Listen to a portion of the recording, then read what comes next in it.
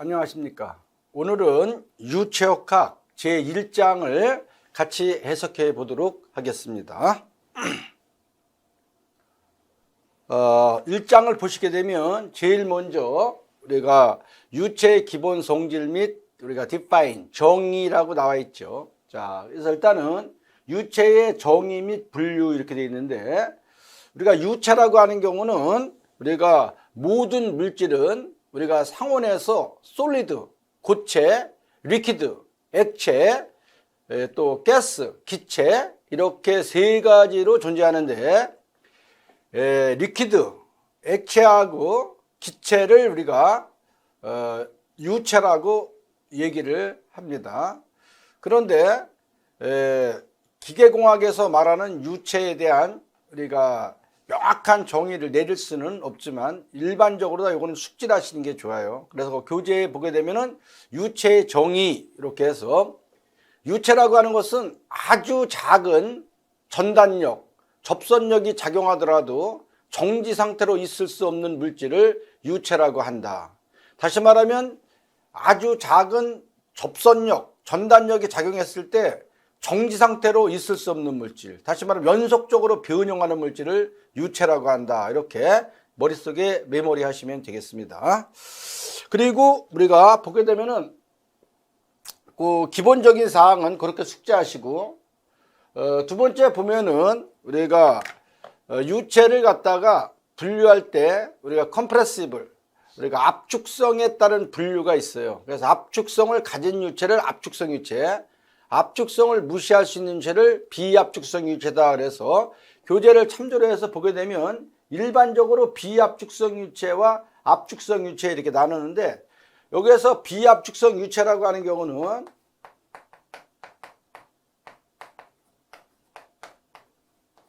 비압축성 유체라고 하는 경우는 우리가 밀도를 갖다가 우리가 상수로 볼 수 있는 유체다. 그래서 일반적으로 상온에서 액체 상태로 존재하는 우리가 물질을 우리가 비압축성 유체라고 봐도 상관없습니다. 자, 그래서 비압축성 유체라고 하는 경우는 밀도를 를 우리가 상수로 본다, 일정하다. 우리가 밀도가 우리가 일정한 변화하지 않는 유체를 우리가 비압축성 유체다 이렇게 씁니다. 여기에 반해서 우리가 압축성 유체란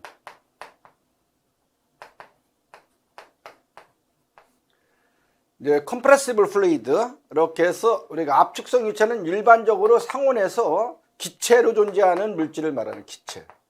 예를 들면 기체. 자, 그래서 공기라든가 산소라든가 질소라든가 이런 것들을 일반적으로 우리가 압축성 유체로 보고, 압축성 유체라고 하는 경우는 우리가 연력학에서 여러분들이 배우셔서 알지만, 이 압축성 유체라는 것은 밀도가 우리가 변화한다. 그래서 밀도를 상수로 볼 거냐 밀도를 변수로 볼 거냐에 따라서 우리가 컴프레시블과 인컴프레시블 플루이드로다가 우리가 나눈다는 거 잘 알아두셔야 돼요. 그래서 압축성 유체는 우리가 밀도가 이렇게 배웠죠. 자, 밀도는 절대압력, 기체상수, 절대온도 이렇게 했을 때 펑션 압력과 온도에 따라서 이 밀도, 비질량이 변화하는 이러한 유체를 우리가 압축성 유체다. 이렇게 여러분들이 알아두시면 되겠습니다. 그래서 밀도를 상수로 볼 거냐 변수로 볼 거냐, 그래서 이렇게 대별을 합니다. 그래서 일반적으로 상온에서 액체로 존재하는 물질, 물이라든가 기름이라든가 또 유체과에서 우리가 수은, 이런 것들을 우리가 이제 비압축성 유체로 보죠. 그러면 그 교재에 보시게 되면 우리가 이렇게 액체, 기체 이렇게 해서 간단하게 구분을 할 수 있지만, 일반적으로 요거 외에도 그 교재를 보시게 되면은 비압축성 유체를 볼 수 있는 것은 뭐가 있습니까?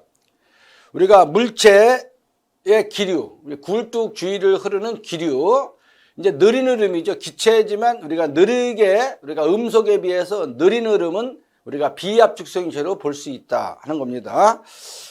자동차 주위의 기류, 저속으로 비행하는 항공기 주위의 기류, 또 물속을 잠행하는 잠수함 주위의 수륙, 이런 것들은 우리가 비압축성 유체를 볼 수 있다.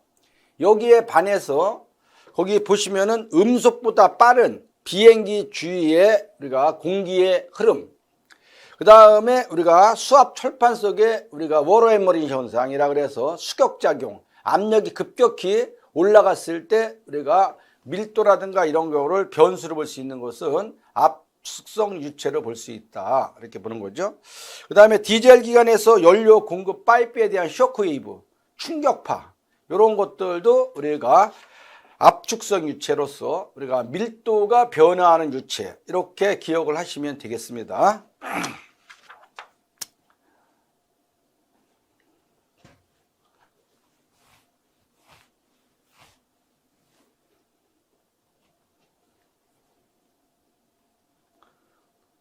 자, 그 다음에는 우리가 이제 점성이 있느냐 없느냐죠. 점성이 있느냐 없느냐에 따라서 우리가 이상유체와 실제유체.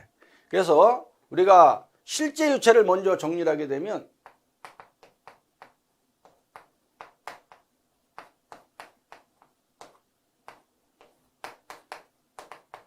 실제유체라고 하는 경우는 우리가 모든 실존하는 지구상에 존재하는 모든 유체는 전부 다 점성을 가지고 있습니다. 그래서 우리가 실제유체를 우리가 점성유체다, 이렇게도 얘기를 하죠. 실제유체, 점성유체. 그러나 실제유체, 점성유체는 우리가 해석적으로 까다롭고 복잡하기 때문에 우리는 유체역학을 배우는 우리가 초보자적인 입장에서의 입문은 우리가 하나의 이제 가상적인 유체 개념으로서 점성이 없는 유체를 가정을 해서 공부를 먼저 한다, 이렇게 배우셨습니다. 자, 그래서 여기에 상당하는 것이 바로 뭐냐 하면 우리가 두 번째 아이디얼 플루이드다, 그래서 이상유체다 하는 것이 있어요.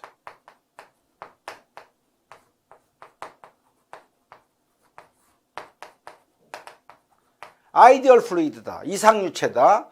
이상유체를 우리는 이제 퍼펙트 플루이드다, 그래서 완전유체다, 이렇게 얘기하죠. 완전유체, 완전유체다.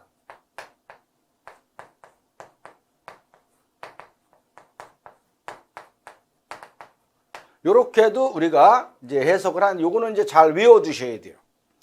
우리가 하나의 우리가 이제 유체학계 입문에서의 가상적 개념으로 다 해석하는 거기 때문에 이상유체라고 하는 경우는 점성이 없고 또 우리가 유체학에서 해석하는 우리가 밀도가 변화가 없는 우리가 밀도를 상수로 볼 수 있는 우리가 비압축성 유체를 이상유체라고 한다, 이렇게 해서 요거는 암기를 하십니다. 자, 점성이 없고 이제 점성이 없다는 것을 문자를 쓰게 되면 비점성이고 이렇게 돼요. 아닐 비자를 써서 비점성이고, 비점성, 이렇게 비압축성인 유체.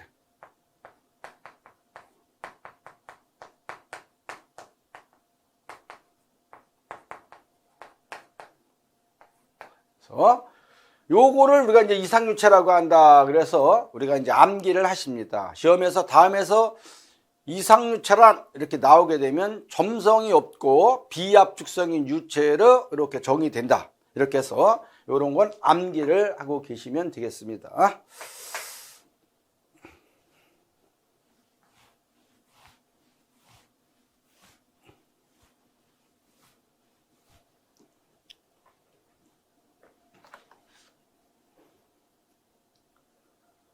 자, 그러면 이제 교재에서의 우리가 예제 문제를 보게 되면 전부 다 이런 거는 답이 보이고 암기를 하시는 겁니다. 자, 다음은 우리가 플루이드, 유체를 정의한 것이다. 가장 알맞은 것은, 유체라고 하는 것은 아주 작은 전단력, 접선력이 작용했을 때 정지 상태로 있을 수 없는 물질이다.